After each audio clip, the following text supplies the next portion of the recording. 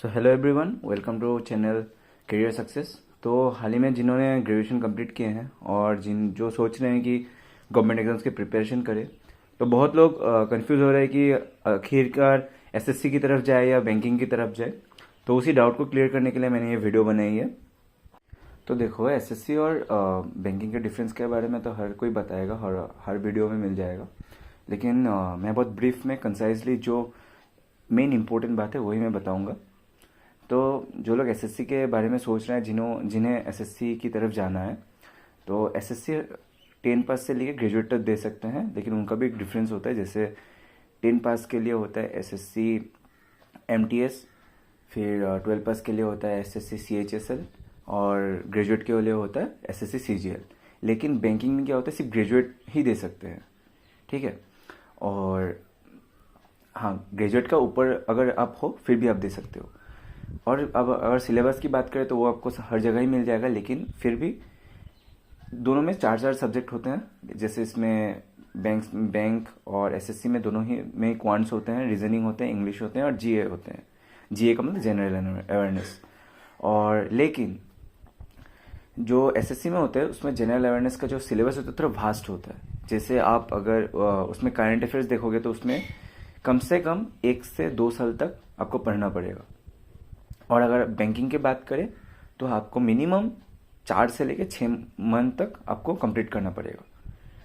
और बाकी अलग से बात करें तो इसमें स्टैटिक जीके, मतलब एसएससी में स्टैटिक जीके आपको थोड़ा ज़्यादा मिलेगा, और बैंकिंग में स्टैटिक जीके आपको ना के बराबर मिलता है।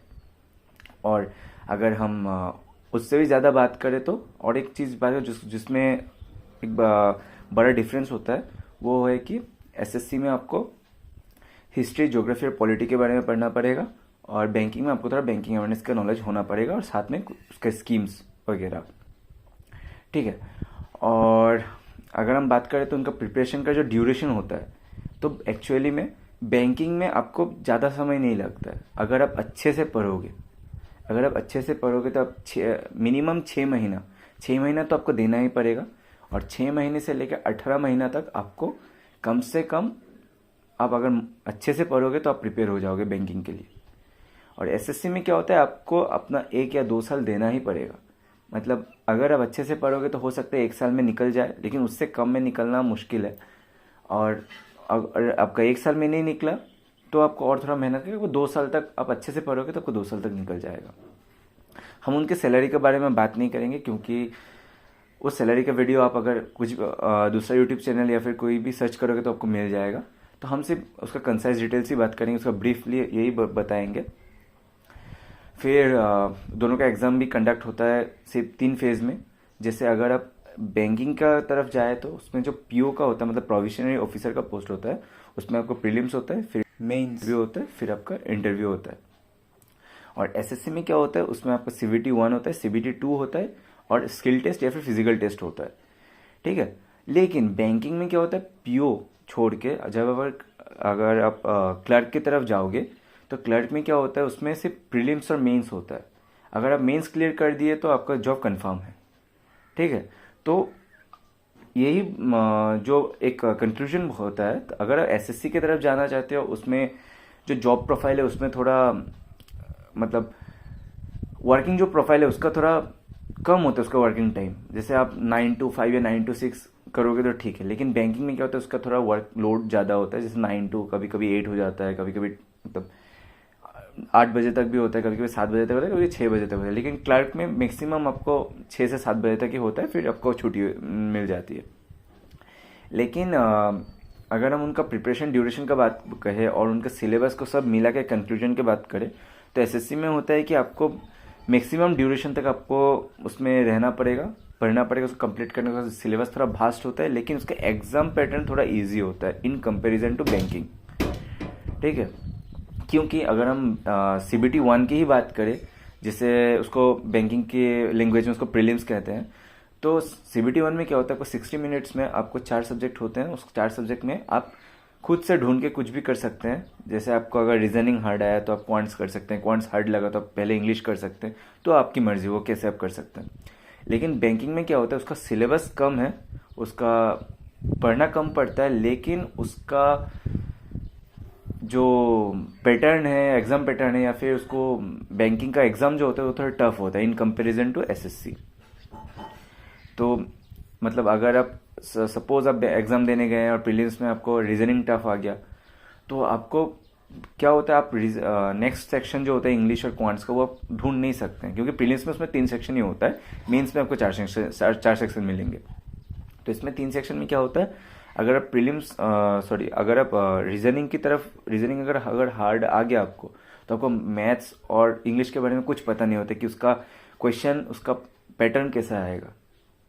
ठीक है, तो वो थोड़ा आपको तीनों सब्जेक्ट मतलब आपको स्ट्रॉन्ग करना पड़ेगा, और उसको लेके आपको बैंकिंग की मतलब प्रिपरेशन में आगे बढ़ना पड़ेगा।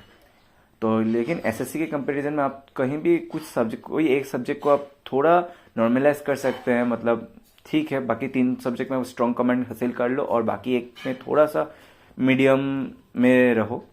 तो एसएससी के कंपैरिजन में यही बोलना चाहूँगा कि अगर आप एसएससी की तरफ जाना चाहते हो तो आपको ज़्यादा अपना टाइम देना पड़ेगा, थोड़ा प्रिपरेशन का टाइम ज़्यादा होगा, उसका सिलेबस वास्ट होगा, तो आपको थोड़ा ज़्यादा पढ़ना पड़ेगा, लेकिन उसका एग्ज़ाम पैटर्न थोड़ा इजी होगा। और हाँ, उनका वैकेंसी भी बहुत ज़्यादा निकलते हैं हर साल।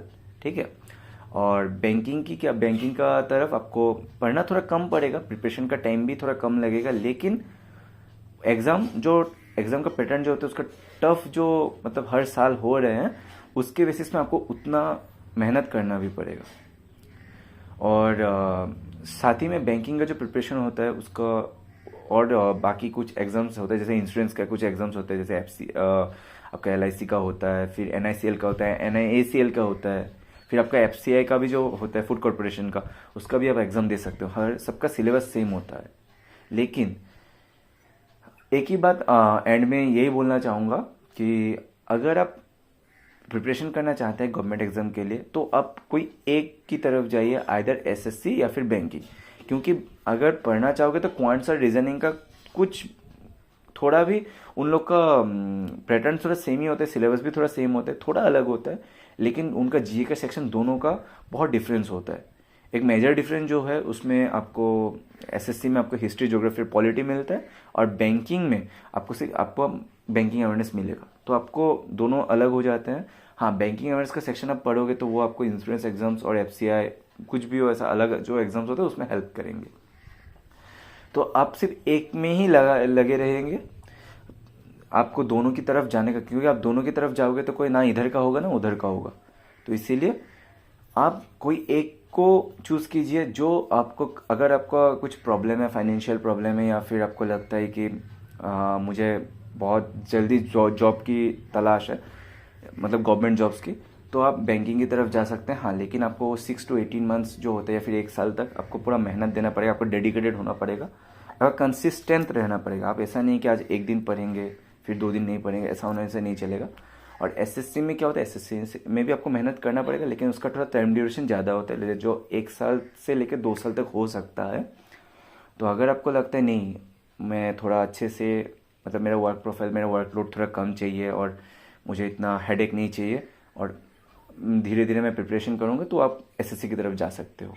तो आपको जो ये मैंने दोनों के बारे में डिफरेंस आपको बोल दिया, जो आपको अभी ठीक लगे और आपको एक फील दे कि नहीं, मुझे जल्दी में इस तरफ जाना है और नहीं, मुझे जल्दी में इस तरफ नहीं जाना है, तो आप एसएससी की तरफ और या फिर बैंकिंग की तरफ जा सकते हो। तो और हाँ, ये एसएससी की कुछ लिस्ट है एग्ज़ाम्स के जो 10 पास के लिए, जैसे मैंने पहले ही कहा था, एसएससी के लिए एमटीएस जो है वो क्लास 10 के लिए, एसएससी सीएचएसएल है, फिर एसएससी जीडी है, फिर एसएससी सीजीएल जो है वो ग्रेजुएट्स के लिए है। तो सिमिलरली बैंक के भी कुछ एग्ज़ाम्स होते हैं जो हालांकि एवरी ईयर जून या जुलाई मंथ से शुरू हो जाता है, जो आरआरबी पीओ होता है, फिर आरबी क्लर्क होता है, फिर आईबीपीएस पीओ होता है, फिर आईबीपीएस क्लर्क होता है, फिर एसबीआई पीओ, फिर एसबीआई क्लर्क होता है, फिर कुछ अलग भी एग्ज़ाम्स होते हैं, जैसे आरबीआई ग्रेड बी का भी होता है, फिर आरबीआई असिस्टेंट का भी होता है, और इंश्योरेंस का तो एग्ज़ाम्स मैंने बोल ही दिए। तो आप यहाँ से चेकआउट कर सकते हैं। बाकी आपको जो आपका मन करे, मतलब जो आपको शॉर्ट टर्म में चाहिए या फिर लॉन्ग टर्म में चाहिए, आप दोनों को ठीक से सोच के या फिर जैसे आपको ठीक लगे वो आप कर सकते हैं। बाकी मैंने आपको वीडियो में हालांकि सब कुछ पॉइंट आउट तो कर दिया। तो थैंक यू फॉर वॉचिंग, और अगर आपको अच्छा लगे तो और ऐसे वीडियोस अगर आपको और चाहिए तो आप प्लीज़ आप कमेंट्स में बताइएगा और आप चैनल को सब्सक्राइब कीजिएगा।